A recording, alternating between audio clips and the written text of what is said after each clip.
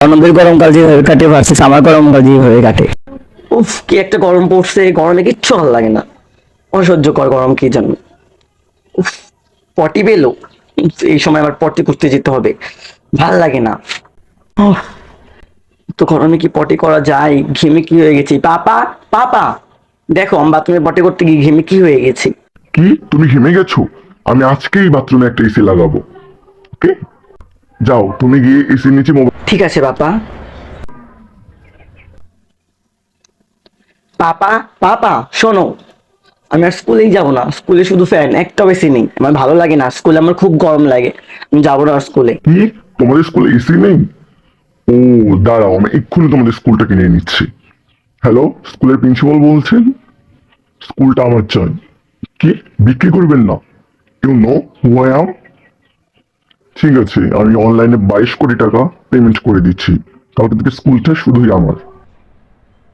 ঠিক আছে মাই বয়, আমি তোমার জন্য একটা পুরো স্কুলে কিনে নিয়েছি। এখন থেকে তুমি ওখানে থাকবে, ওখানে এসিও আছে, সব আছে, তুমি একাই ওখানে পড়বে। ও, থ্যাংক ইউ পাপা, তুমি অনেক ভালো। এখন থেকে পুরো স্কুলেই আমি পড়বো, একাই পড়বো। যে একটা গরমের মধ্যে কাজ করতে দিছে, নিজে তো কাজ করবোই, সঙ্গে আমারও কাজে দিছে। কেন রে, আমি একা কেন কাজ করতাম? তোর আমার ছোট ছেলেটি কও, ও তো সারাদিন ফ্যানের তলে বসে থাকে। ছোট, এই কাজটুকু তো তুই কি করি? হ, কাজের সময় ছোট আর খাওয়ার সময় মুখ এত বড়। বাবা, বাবা, কালকে থেকে আর স্কুলেই যাব না। স্কুলে একটা ফ্যানও নাই, কি একটা গরমের মধ্যে পড়তে হয়। আমি যাবো না কালকে থেকে স্কুলে।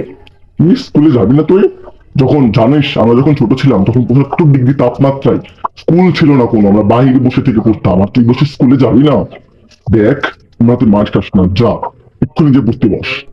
ধুর, ভাল লাগে না ব্যাং, কিচ্ছু করলেই খালি এরকম করে। কি রে, সকাল থেকে তো ফ্যানের নিচে বসে আসিস, গিয়ে নিজের বইয়ের টেবিলটা গোছানো যায় না? পারতাম না, আমি গরমে বইয়ের টেবিল বসাই।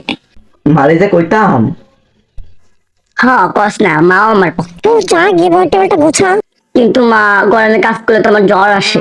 তাহলে মা, যা যে বইয়ের টেবিলটা গোছা, জ্বর আসলে আসবে।